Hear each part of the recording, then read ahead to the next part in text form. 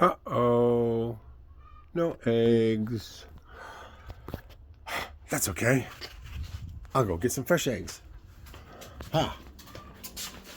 Well, we don't have to go far. Not even go to the grocery store.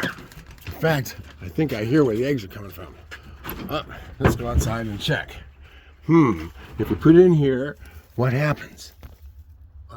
Wow. Eggs. Oh, that one's occupied. Occupied. There's one.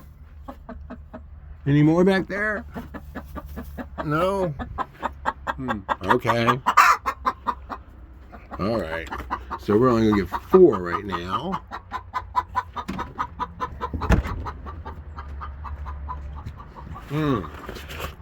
Oh. Without disturbing the ladies.